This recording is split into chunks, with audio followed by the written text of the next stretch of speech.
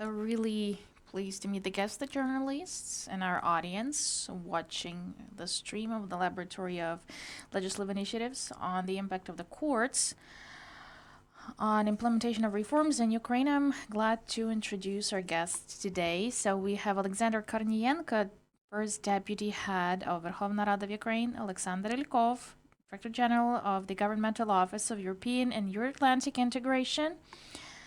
We have with us Mr. Oleksandr Zaslavskyy, Director of Analytical Unit of the Laboratory of Legislative Initiatives. So I'll be very brief, like telling what was the idea and the need to have this study and why we were working on it.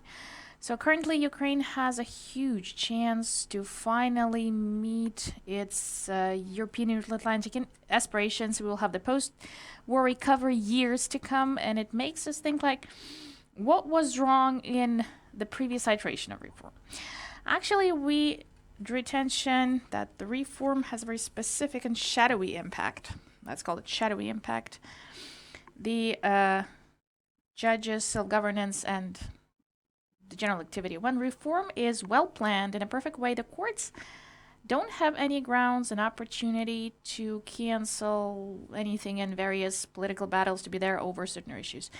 If it's not designed properly, the reform and legislation is used, the courts actually use it to recover the illustrated officials, those prosecutors which are not certified. So we took it from a different perspective, different angle. We think that subjects of legislative initiative, Verkhovna Rada of Ukraine and the Cabinet of Ministers of Ukraine, they have to study in details this preliminary experience and do it very carefully for all the future reforms to be implemented without the battles, because we think that in future we won't have an opportunity for fourth, fifth, another iteration of any reforms. So the flaws which are implemented at the stage when reform is designed, legislation is there, it's being implemented. Later, it does not give us a chance to systemically apply it. We had so many of them. During the court proceedings, the courts actually identified those mistakes which were there because of this fast process, improper level of communication with the civil society, I'd say, in consultations with stakeholders. And in general, we have unpleasant experience with when it comes to illustration. You hear a lot about medical reform, healthcare reforms, so we also started talking about declarations and so on. We consider that our aim is to increase the status of the MP and to increase the status of the public official.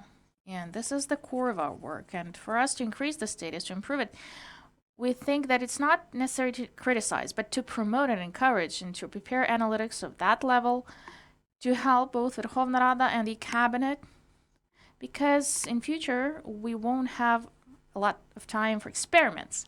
We'll have to thoroughly process every detail. It's a big study, but Mr. Zaslavskyy will introduce the key conclusions, and later we'll have a chance to express opinions to the legislative subjects. Those who actually do the key thing in Ukraine, they create the canvas for any reforms to take place. So Sasha, thank you so much, Svitlana. Thank you.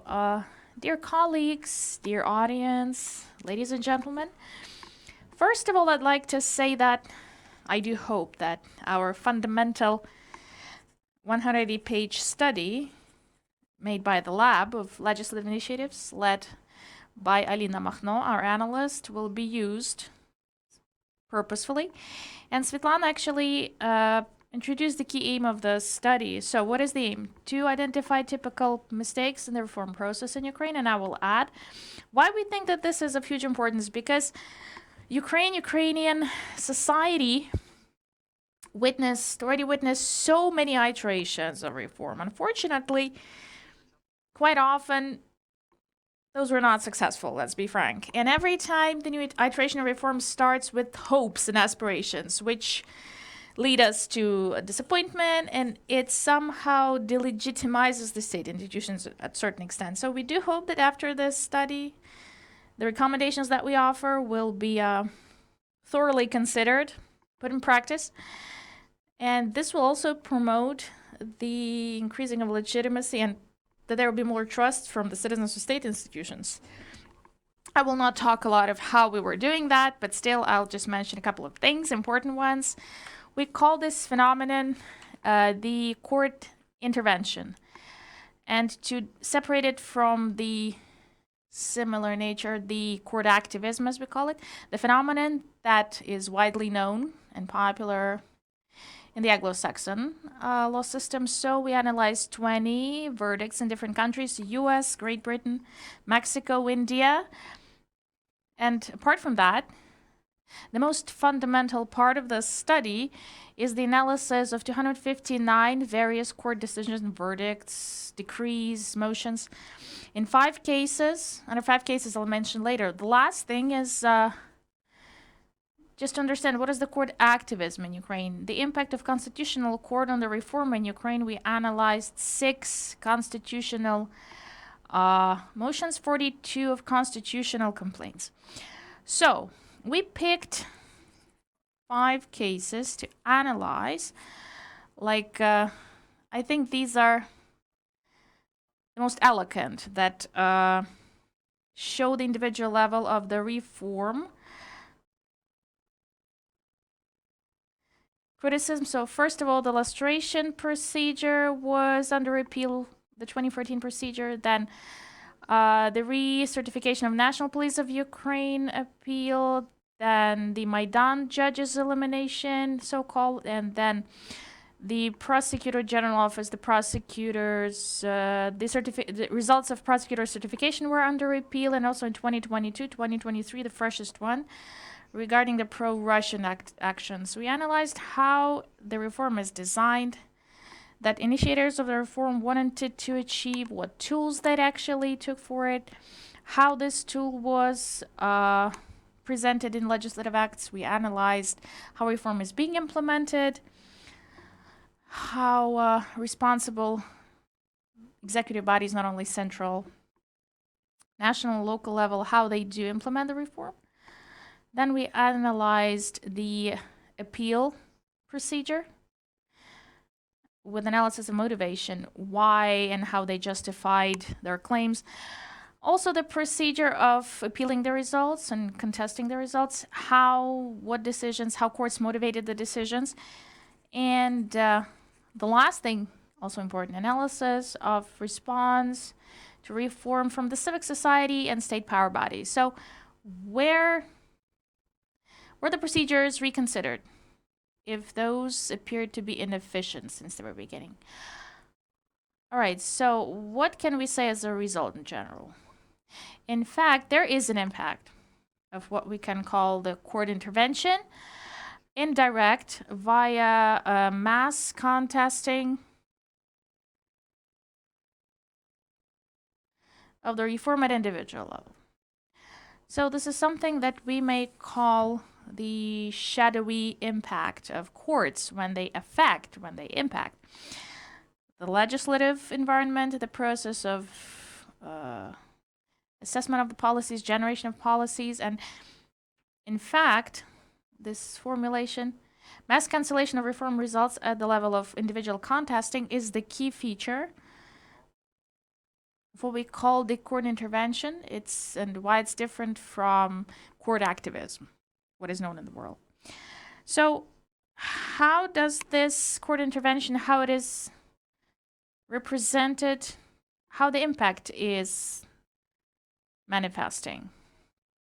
The impact on legislative environment, indirectly via identification of gaps of legislative regulation. Second, the actual assessment of effectiveness or ineffectiveness of the reform. I will talk about the cancellation, partial or full of reforms, let's say, and how is it taken by the civic society and Ukrainian society in general. And also third, that court practice expands the interpretation of legal norms or the conditions for its application. So this is like for separate cases. All right. So on the basis of analysis of these cases, we can say that there are 2 key peculiarities or trans, I guess. When it comes to consideration and bringing the verdicts of the general jurisdiction courts and reforms. So, first, it's the ambiguity of the various instances courts' verdicts on reforms and its implementation and how it actually impacts the those who file the claims. So, first instance courts, the lower instance courts, and appeal courts have a trend to be very careful. They have a very careful attitude to, let's say, radical changes in social relations in certain areas. So their verdicts are quite conservative, and these are more like they stick to the letter of the law. They want this letter of the law to be adhered to. When they find any gaps of legislative regulation, discrepancies with other applicable acts, or discrepancies inside the legislative regulation for the reform implementation, they are prone to cancel the results of reforms or to support the person who is filing the claim. First instance courts do it with the idea for their verdict not to be reconsidered by the higher instance. Therefore, they first take what they call the letter of the law. And the Supreme Court is more innovative and more revolutionary, let's say, when it comes to their verdicts. Why it happens so? What is the reason?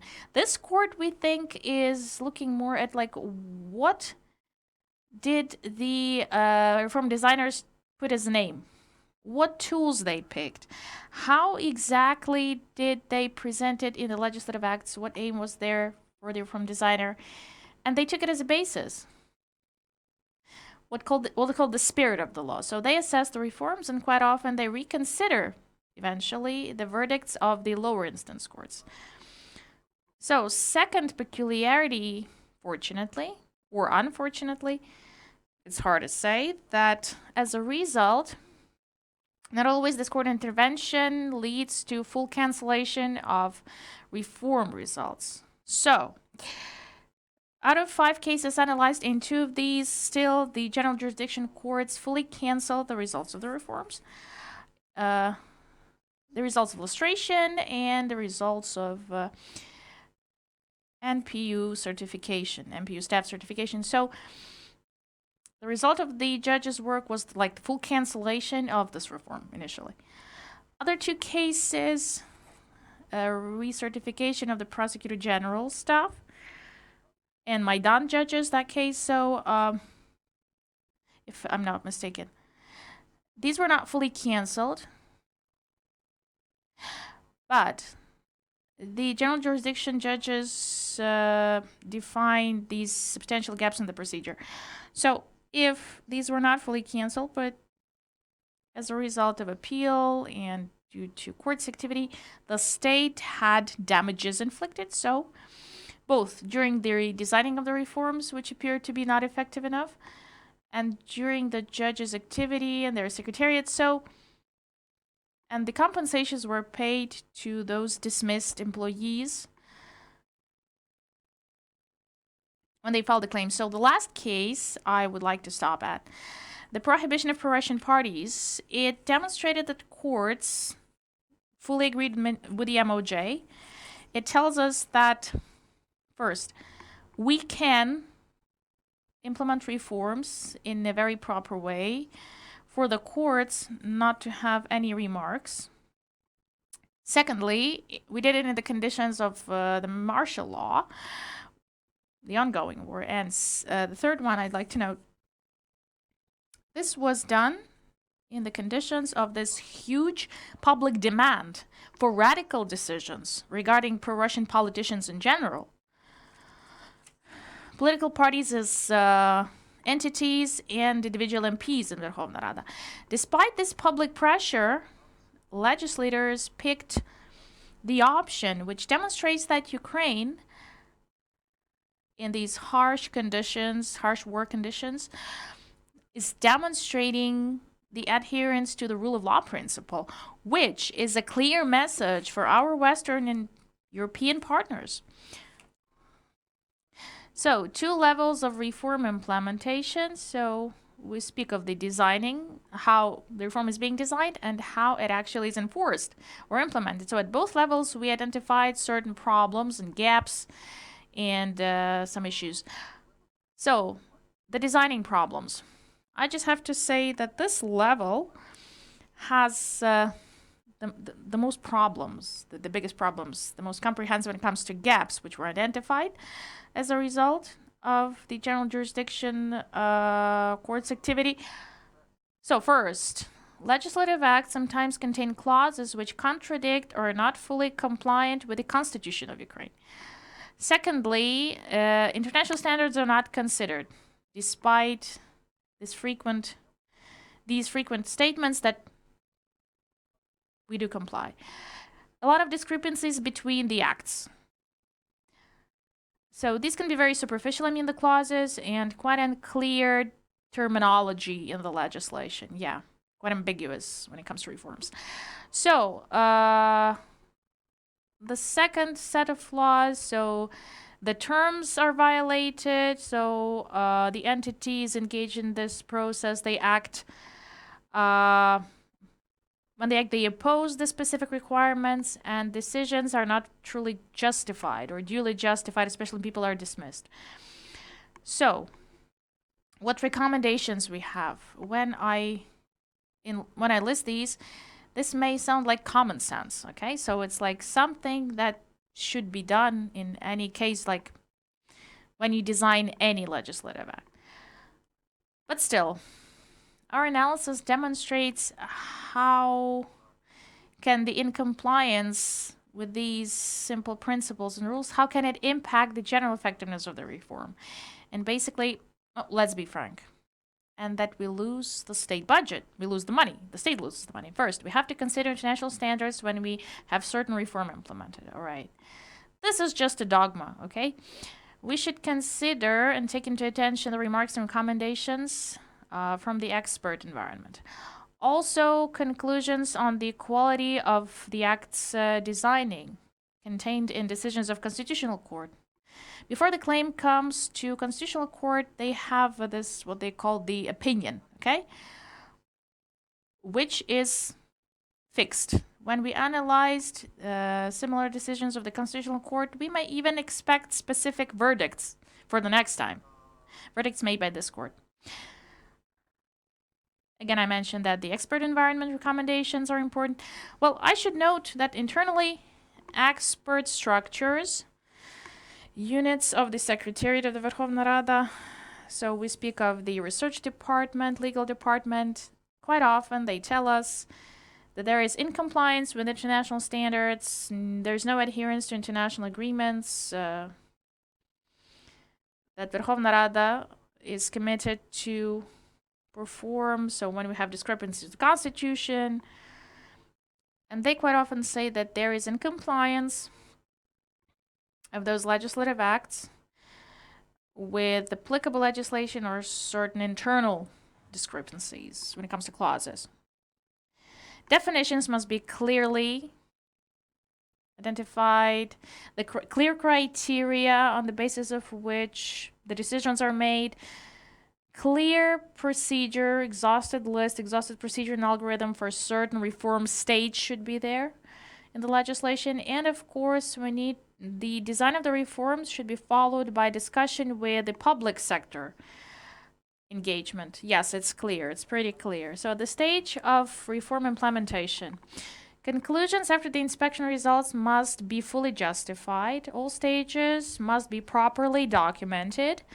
The heads of, especially when we talk about dismissal of public officials, the heads of structural units signing these orders on dismissal must clearly tell why the person is dismissed, why it is justified with what.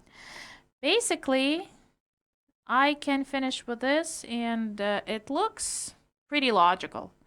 It's so much common sense here. But if we fail to meet those simple rules, then we have very unpleasant consequences when we implement the reforms. Thank you.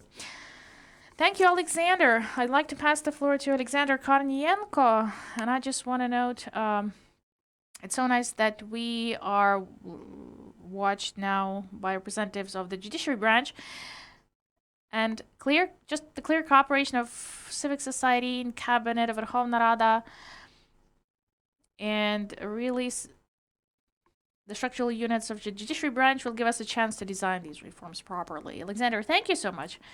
What I have to say, tell me, guide me.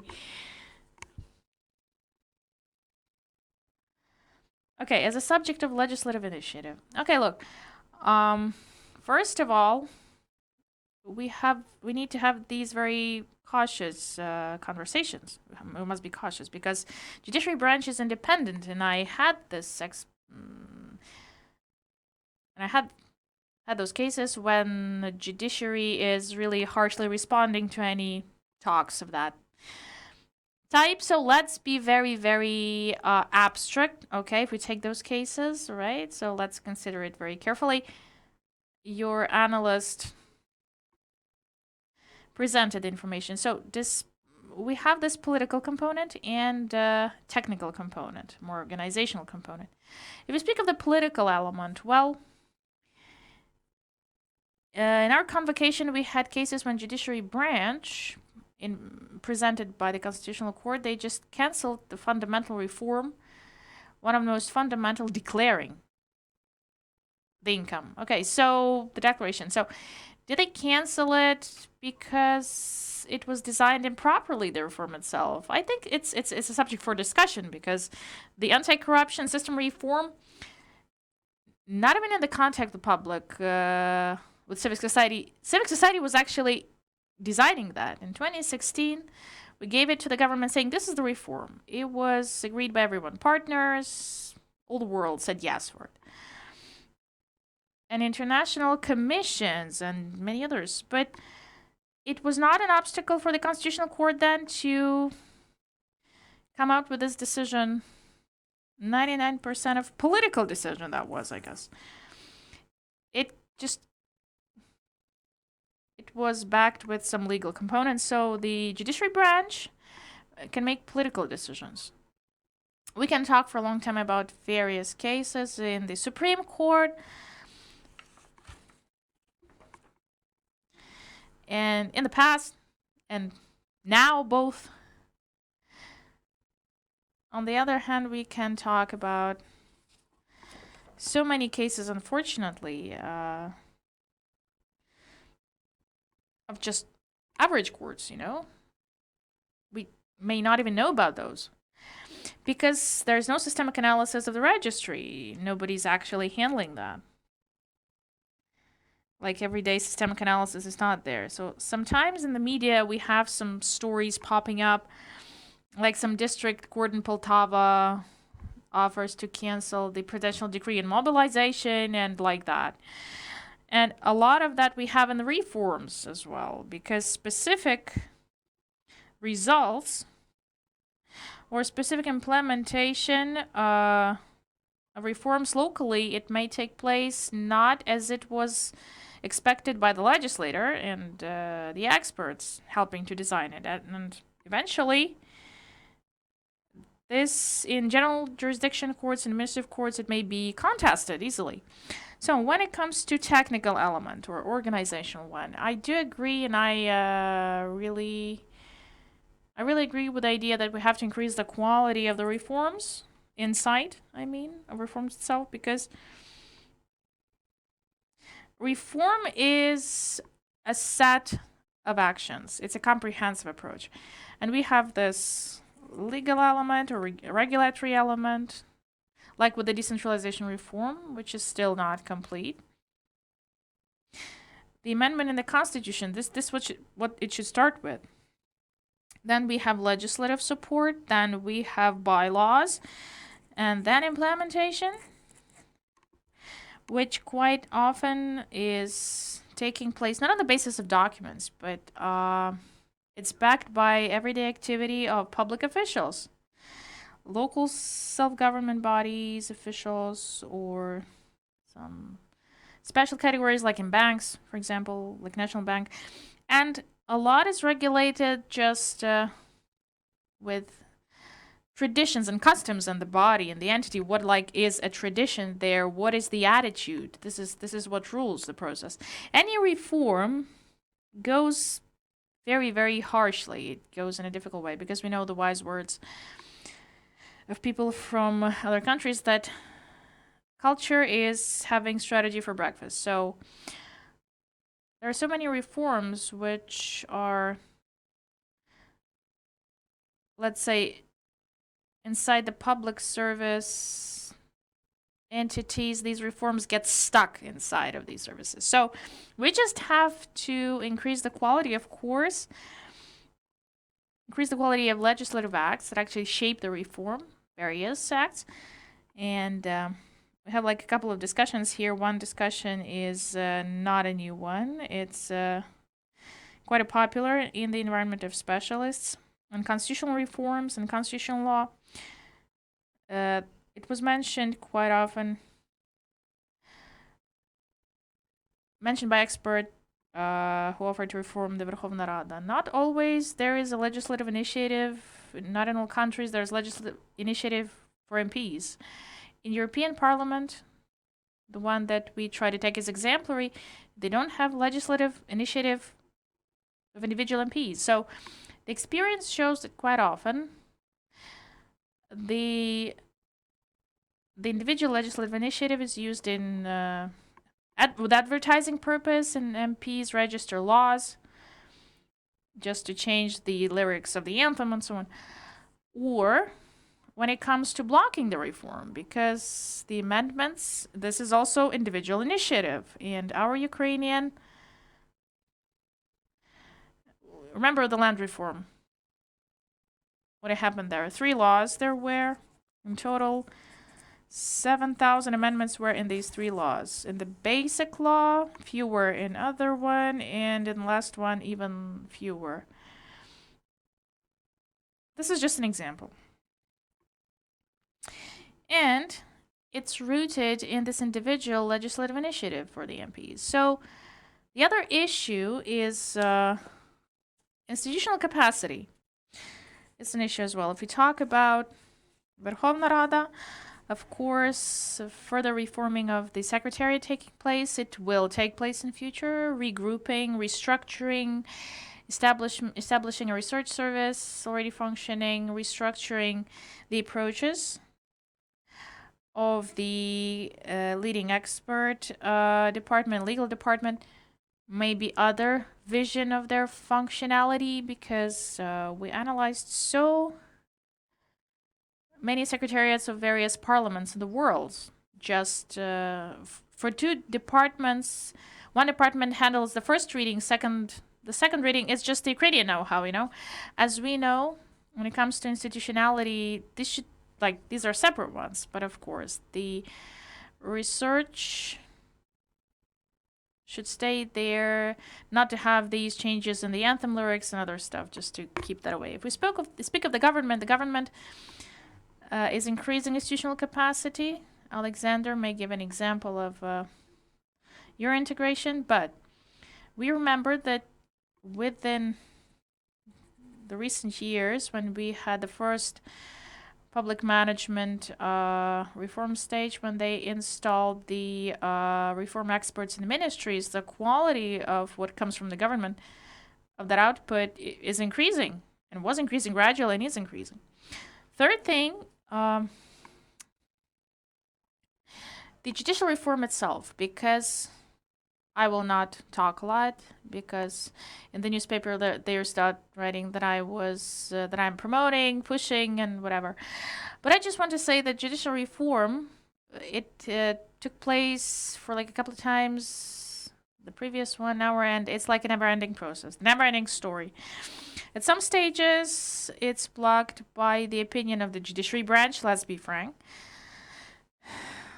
So Verkhovna Rada voted for this High Council of Justice when they got this task, and how much time it took to vote for judges. They tried to use it maybe somehow in some way. Okay, this is a question. The society is waiting, is expecting, wants to increase the quality of the judiciary branch, but it's about people, it's about staff, it's about selection, international experts, everything that we did enough for that just to make it work. And institutional capacity. When we talk about proper system, proper judiciary system, we just have to revise the systemic approach to wages and how people are recruited, selected in courts. Because those people who are shaping the expertise and creating the expertise and analyze this information, give courts the preliminary decisions, they have to do it. Okay, they should get a proper salary, and there must be high quality of this decision, because we are fighting right now for the wages system for public officials to be with a grading system, and maybe starting from 2024 we'll shift to that system, and then the wages will go up, and this will allow us to involve better experts in general. The judges, apart from like the administrative staff, the judges must increase their capacity and their level, professional level, and qualification. Yes, it's clear that this is a two-way sword, two-way street, or a two-blade sword. Let's call it like that. Those who produce reforms, producers, I wanted to say, they or we, this is the government, Verkhovna Rada, and civic society, we have to be more responsible. We need to have more systemic approaches and analyze deeper the consequences of reforms.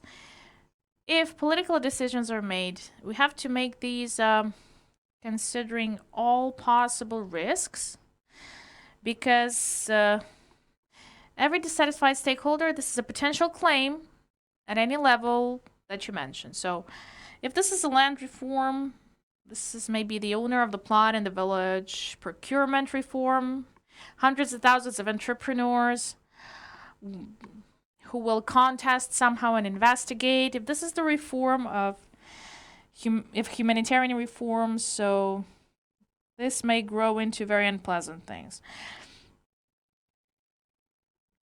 On the other hand,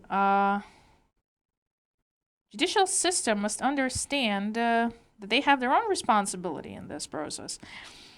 Not extinguishing the reform, not cutting this reform out politically. And if there is already a ground, legal ground, or local or more of a global, because we didn't add to this equation another factor, the decision of the ECHR. Okay, we may have another even meeting for it. The third dimension. Ukraine, unfortunately, I guess, is one of the worst handling those ECHR decisions. Who's worse than us? I don't remember. It's your integration. If we want to, ECHR is the judiciary branch again.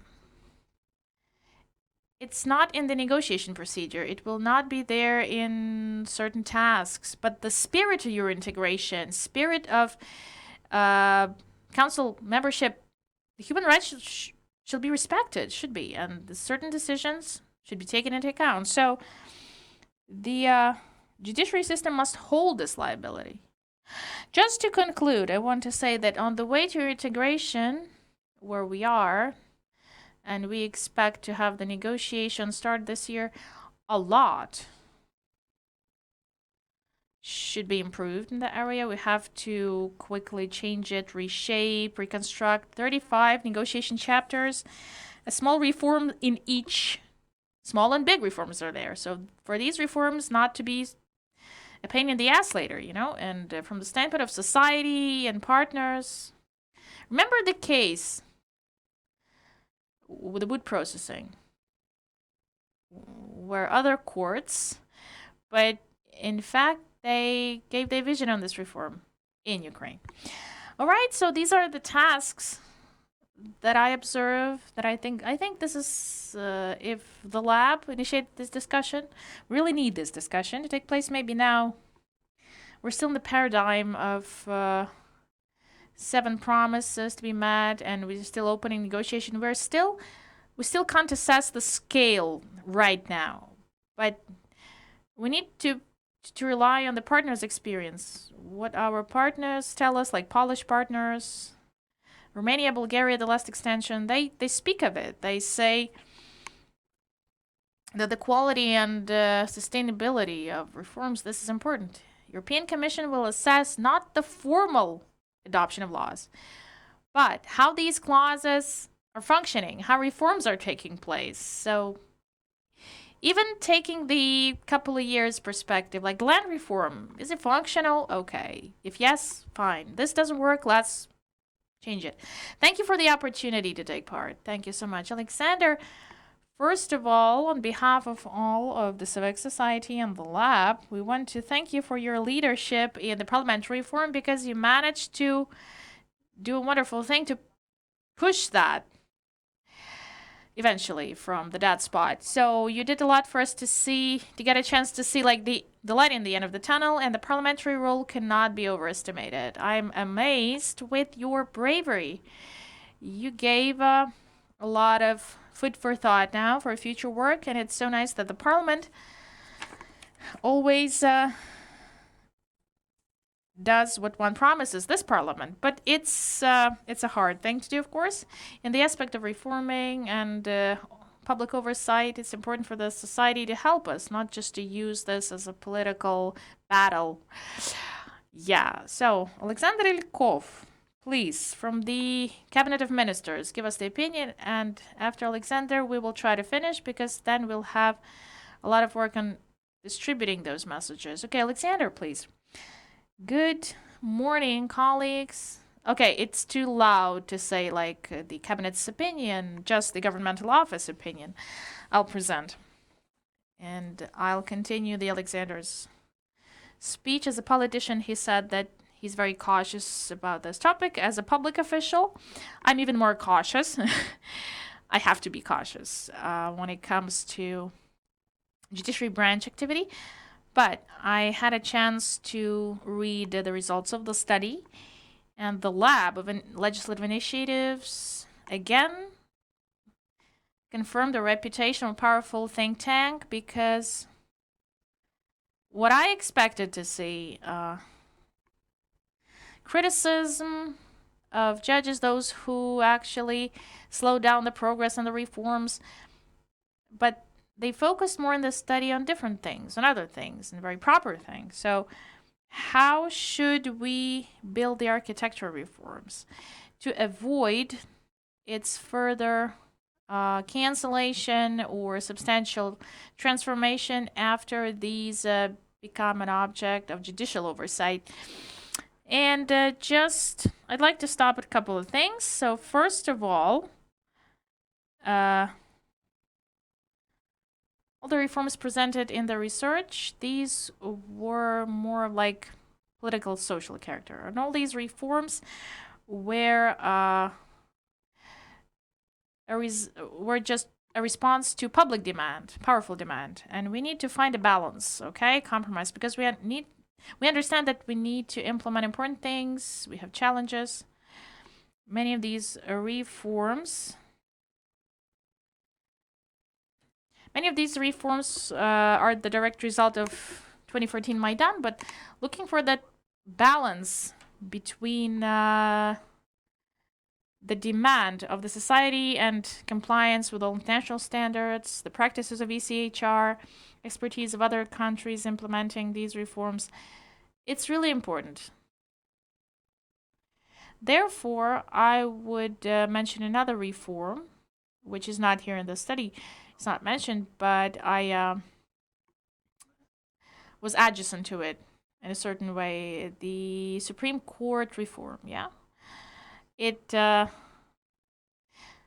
first came to Constitutional Court, then in ECHR, this story ended, and you remember the consequence, what was there of this reform? And two courts existed, Supreme Court of Ukraine and Supreme Court, so the judges who for so many years they get their wages but not performing their direct tasks. So the destiny of this reform, it was clear since the beginning, because you can't, I express that opinion as an expert, you can't have any reform without taking Ukraine word out. So this was the consequence of the reform and its logical ending. Second important thing we mentioned of the design, the architecture of reform, searching for balance between the need to reform everything fast and the need to implement it properly to avoid those mistakes which later lead to its future cancellation. So here we have different, it's quite polarized. We have different extremities. These were implemented quite fast. There was a huge public demand for it. But I think that this became one of the reasons why these were not successful completely. You know, the European approach, they had the same way, and they managed to design certain approaches, the green book approach, the classical one, the white book, as they have powerful public discussions. If you talk about how initiatives are passed in European Union, so the regime of agreement, agreeing the acts between the European Parliament and the European Commission at the stage of proposals of the EC. So the set of these processes, what do they have at all? In the process of discussion, to avoid all the problems and prevent any possible mistakes from happening. Yes.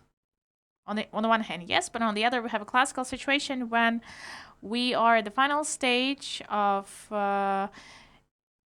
implementing 7 recommendations of the EC for further progress and coming to a negotiation stage, and the governmental office is handling the monitoring and coordination of this process. So when you look at another legislative act subject to adoption by October, and in this tracker, you get the information that there's a working group where there are 43 central executive power bodies, and public discussions are there, and the consultations are almost complete with European structures. So you understand, yeah, this is properly organized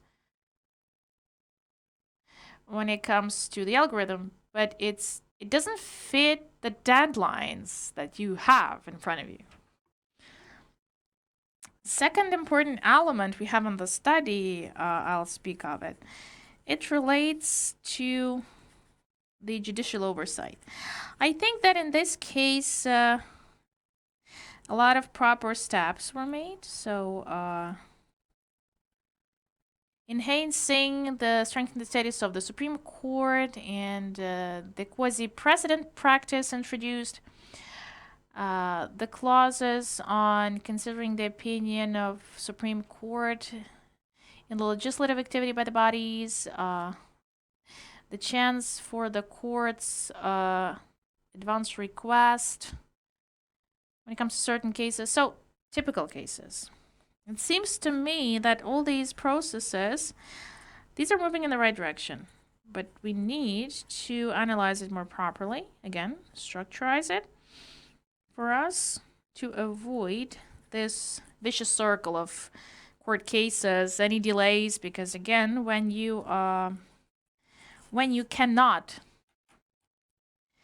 forecast the consequences of your reform, it's being implemented, you have new people, they get their wages, and the previous ones are dismissed. So in 3-4 years, you're getting a court decision saying, no, let's just go back. Okay, those should get the compensation, those should be taken to work again, just do something with those new people, but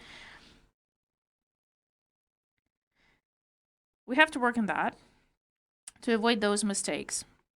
And the third element mentioned by Oleksandr,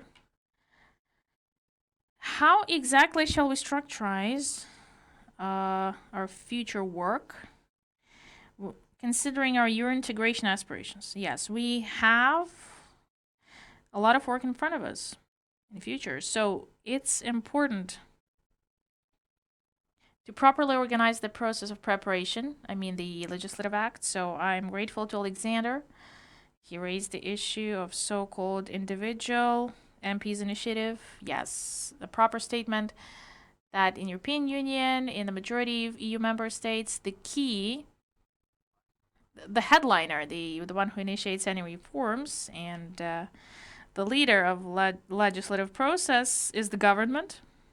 And this is clear because even in our reality, we realize that if we speak of any governmental act, if it's prepared, there should be certain examination, anti-corruption, and compliance to Human Rights Convention, and digital examination, and our office examination, the compliance with commitments under association agreement and EU acquis. So these processes should be improved, optimized. We need to strengthen the institutional capacity of the bodies, but this is a sort of deterrent because at certain stage, some obvious discrepancies and mistakes for these to be eliminated. If we speak about our task to harmonize our legislation with the EU acquis, so this will be even more relevant because we cannot just have 2 or 3 different options or versions on how to implement the EU directives, okay? Only one there may be, and it's obvious that the government must design the act, bring it to parliament, and a big discussion there should be also on how we need to organize this interaction of government and parliament when these acts are passed, from the standpoint of its prioritization and how can we make it impossible for any dangerous or toxic amendments to be passed? Because in this process, we'll have another player, is European Court of Justice, yeah? It has a lot of impact on EU acquis and some tough processes are happening there. Intellectual property reforming, they had an EU after the decision of ECJ. There was a revision. Certain directives are there which were fully cancelled after European Court made its decision. So we have to realize that we will have new arbitration subjects. Venice Commission, European Commission examination. We have just to keep fingers on the pulse when it comes to reforms and commitments. So, a lot of work. I'm grateful to Laboratory and Alexander for this wonderful study. I think this will be really useful for the parliament, for the government, and I guess for the civic society as well. Colleagues, my huge gratitude to you. I think that we started this discussion of how should we live with what we have. Laboratory will do whatever it needs to, and just some good news. We will have a lot of time dedicated to it in future years, like for the institutional capacity of Verkhovna Rada, and our partners will, and governmental office will be engaged. So thank you for attention. Thank you, and thank you for attention to the study, to the problem. This was the first iteration, and we'll have more. Thank you so much. Have a nice and safe day.